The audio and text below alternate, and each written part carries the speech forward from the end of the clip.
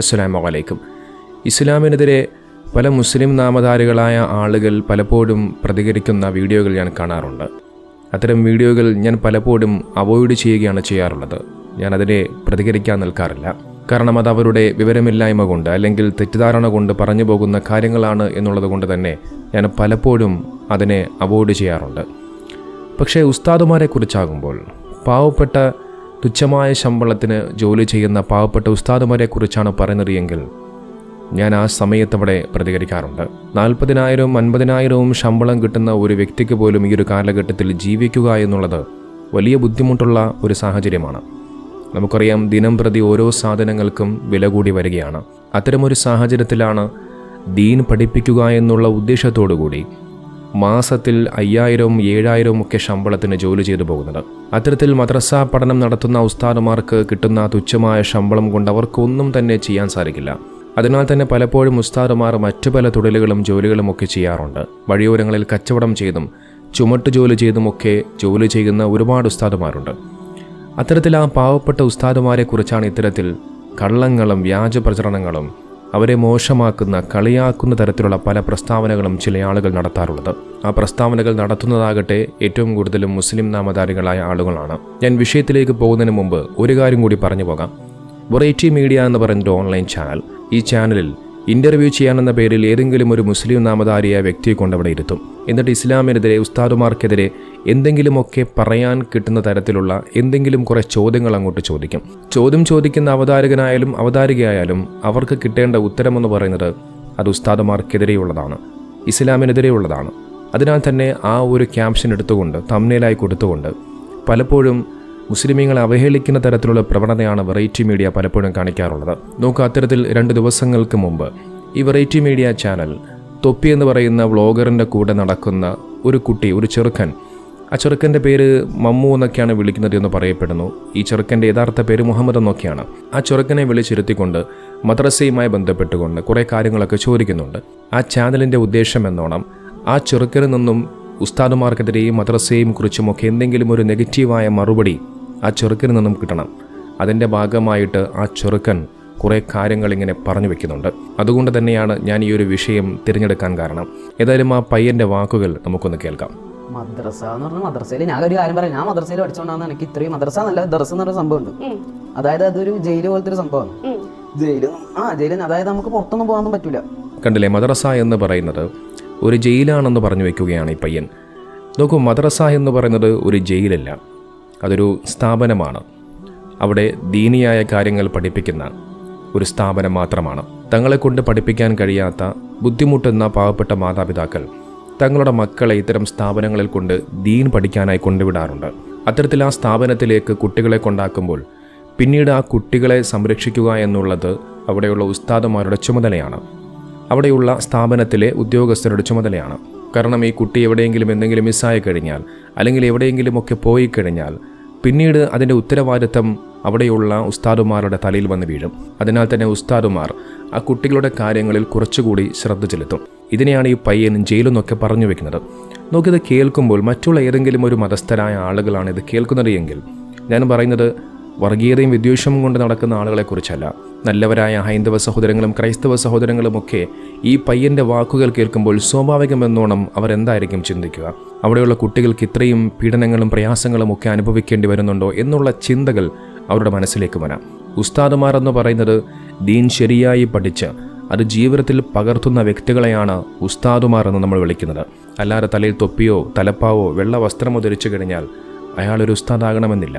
മദ്രസ പീഡനത്തിൻ്റെ പേരിൽ പിടിക്കപ്പെടുന്നവർ അവരൊരിക്കലും ഒരു ഉസ്താദല്ല. പുറമേ വെള്ള വസ്ത്രം ധരിച്ചു നടക്കുന്ന ചില മുസ്ലിം നാമധാരികൾ മാത്രമാണ്. ഇത്തരം ആളുകൾ അത് മുസ്ലിം മതത്തിൽ മാത്രമല്ല. നോക്കൂ, സ്കൂളുകളിലും അനാഥാലയങ്ങളിലുമൊക്കെ അവിടെയുള്ള കുട്ടികളെ പീഡിപ്പിച്ച എത്രയെത്ര അധ്യാപകരുടെ വാർത്ത പുറത്തു വന്നു. അതിൽ മുസ്ലിം നാമധാരികൾ മാത്രമല്ല, ഹിന്ദു നാമധാരികളുണ്ട്, ക്രൈസ്തവ നാമധാരികളുണ്ട്, അങ്ങനെ എല്ലാ മതത്തിൽപ്പെട്ട ആളുകളുമുണ്ട്. പക്ഷേ ഇവിടെ ഫോക്കസ് ചെയ്യുന്നത് മുസ്ലിമിനെ മാത്രമാണ്, ഉസ്താദുമാർ മാത്രമാണ്, അവർ മാത്രമാണ് കുറ്റക്കാർ. ആ ഒരു ചിന്താഗതി അത് മാറ്റേണ്ടതുണ്ട്. ഇനി ദറസിനെ കുറ്റം പറഞ്ഞ ആ പയ്യൻ എന്തുകൊണ്ടാണ് മദ്രസയിൽ പോകാൻ ആഗ്രഹം പ്രകടിപ്പിച്ചത് എന്ന് കേൾക്കണ്ടേ? ഇത് കേട്ട് നോക്ക്. ദർസിനെ എൻ്റെ നാട്ടിലത്തെ ഒരാളാണ് എന്നെ ദർസിലേക്ക് കൊണ്ടാക്കുന്നത്.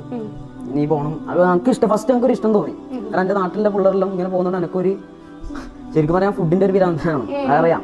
അപ്പൊ അവിടെ കുറെ ഫുഡ് കിട്ടും, അങ്ങനെയാണെന്ന് ഇങ്ങനെയാണെല്ലാം പറഞ്ഞിട്ട് ഞാൻ പോയി. അപ്പൊ ഞാൻ എന്തെങ്കിലും ഫുഡിന്റെ ഒരു സാധനം വേണ്ടി അപ്പാടെ കേട്ടിട്ട് പോയി. പക്ഷെ എനക്ക് അറിയില്ല ഇങ്ങനത്തെ ഈ അറബി ഇതെല്ലാം മനപ്പാടാക്കണമെന്ന് എനിക്ക് തീരെ അറിയില്ല. അങ്ങനെ ഇതെല്ലാം കേട്ട് ഞാൻ ഫുഡിന്റെ ഇത് മാത്രം കേട്ടിട്ട് പോയതാണ്, അല്ലാണ്ട് ഞാൻ പോകുന്നില്ല.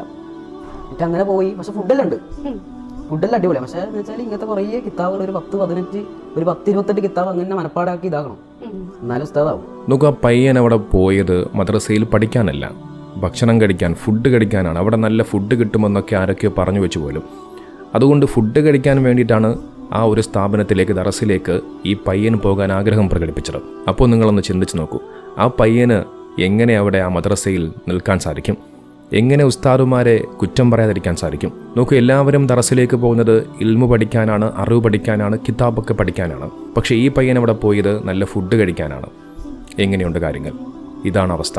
ഇനി ദറസിനെ വെറുക്കാനുള്ള കാരണമായി ഈ പയ്യൻ പറയുന്ന മറ്റൊരു കാരണം കൂടിയുണ്ട്, അതുകൂടി നമുക്കൊന്ന് കേൾക്കാം. അതിനെക്കാട്ടും വലുതാണ് ജൂനിയർ സീനിയർ എന്നൊരു സാധനം ഉണ്ടാവും. ഈ സീനിയർ ഈ വർത്താനം ഈ പള്ളീൻ്റെ അടുക്കുന്ന നിസ്കരിക്കുന്ന എടുക്കുക, അതായത് നിസ്കരിക്കുന്ന താഴെ പോയാൽ അവിടെ എന്തെങ്കിലും വർത്താനം പറഞ്ഞാൽ ഇപ്പുറത്ത് ഒരുത്തനുണ്ടാവും പേരത് തന്നെ. ആരാ സംസാരിക്കുന്നത്, ആരും ഉസ്താദ് ഇല്ലാത്ത ടൈം ഏൽപ്പിക്കല്ലോ, ആരല്ല കളിക്കുന്നത്. അപ്പോൾ അവരെ പേര് ഏൽപ്പിക്കുന്നവർ നമ്മളുടെ പേര് എഴുതി കൊടുക്കും. അതായത് നമ്മൾ സംസാരിക്കും, അഥവാ ഇപ്പുറത്തുള്ളവരോട് എന്തോ ചോദിച്ചിട്ടുണ്ടാവും, എവിടെയെന്ന് അങ്ങനെ എന്തെങ്കിലും ചോദിച്ചിട്ടുണ്ടാവും. അപ്പോഴത്തേക്കും അവൻ നോട്ട് ചെയ്യും. അത് ഉസ്താദിനെക്കാട്ടും വലിയൊരു ആളുണ്ടല്ലോ, സീനിയർ എന്നിട്ട് ആൾക്കാരുണ്ട്, അവരെ കൊടുത്താൽ അവർ രാത്രിക്ക് എന്താണ് ഫുഡിന് ശേഷം നമ്മളെ അടിക്കും. അവരും ഭയങ്കര കുറച്ച് ഇതാണ്. ശരിക്കും പറഞ്ഞാൽ എനിക്ക് വെറുത്തിട്ടാണ് ഞാൻ നടന്നു കഴിഞ്ഞത്. അതായത് പയ്യൻ പറയുന്നത്, ഞാൻ ദറസിനെ വെറുക്കാനുള്ള കാരണം അവിടെ സംസാരിക്കുമ്പോൾ ആ സംസാരിക്കുന്ന വ്യക്തികളുടെ പേരെഴുതാൻ വേണ്ടി അവിടെ കുറേ സീനിയറായിട്ടുള്ള ആളുകളുണ്ടാവും. ഉദ്ദേശിച്ചത് മുതിർന്ന നല്ല പ്രായമുള്ള ഉസ്താദുമാരെ കുറിച്ചാണ്. അങ്ങനെ സംസാരിക്കുന്നവരുടെ പേര് കൊടുക്കുമ്പോൾ ഉസ്താദുമാർ തല്ലാറുണ്ട്. ഞാനൊന്ന് ചോദിക്കട്ടെ, ഇത് ദറസുകളിൽ മാത്രമാണോ? അല്ല, സ്കൂളുകളിലുമൊക്കെ ഉണ്ട്.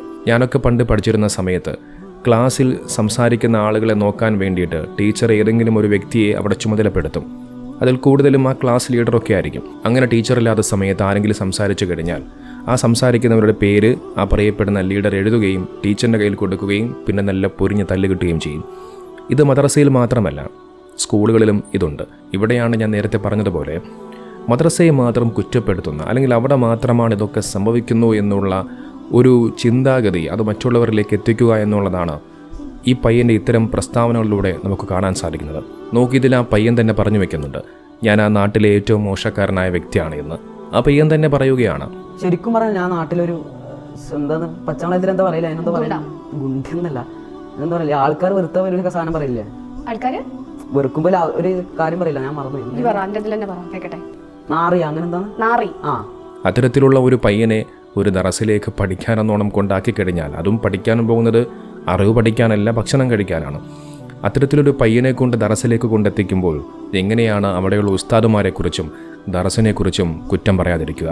നോക്കിയതിൽ ഈ പയ്യൻ 5 വയസ്സുള്ളപ്പോൾ അവനെയും അവൻ്റെ സഹോദരനെയും അവൻ്റെ ഉമ്മയുമൊക്കെ പിതാവ്, അതായത് ഉപ്പ ഇട്ടിട്ട് പോയി എന്നാണ് പറയപ്പെടുന്നത്. ഉമ്മ വളർത്തുന്ന വെച്ചാൽ പണ്ട് വന്നൊരു ഉപ്പ 5 വയസ്സ് പോയിട്ടുണ്ടല്ലോ, 5 വയസ്സിൽ ഉമ്മാനെ ഒഴിവാക്കി. അതിനാൽ തന്നെ ഈ ഒരു പയ്യൻ ഈ ഒരു സാഹചര്യങ്ങളിലേക്ക് വരാൻ കാരണക്കാരൻ ആ പയ്യനല്ല, നേരെ മറിച്ച് ആ പയ്യൻ്റെ ഉപ്പയാണ്. നോക്കാനും ശകാരിക്കാനും ഉപ്പയില്ലെങ്കിൽ പിന്നെ ആ മക്കൾ ഏതു രീതിയിലാണ് പോകുന്നത് എന്ന് നമുക്കെല്ലാവർക്കും വ്യക്തമാണ്. പ്രത്യേകിച്ച് ഇന്നത്തെ ഒരു കാലഘട്ടത്തിൽ പലപ്പോഴും ഉപ്പയുടെയും ഉമ്മയുടെയും പ്രശ്നങ്ങൾക്ക് ബലിയാടായി പോകുന്നത് പലപ്പോഴും ഈ മക്കളാണ്. പിന്നീട് അത്തരത്തിൽ ചോദിക്കാൻ ആരുമില്ലാത്തൊരവസ്ഥ വരുമ്പോൾ ആ മക്കൾ വഴിതെറ്റിപ്പോകുന്നു. നോക്കിയൊരു പയ്യൻ്റെ ജീവിതത്തിലും ഒരു ഉപ്പയുടെ കരുതലും സ്നേഹവും കിട്ടിയിട്ടില്ല എന്നുള്ളത് വ്യക്തമാണ്.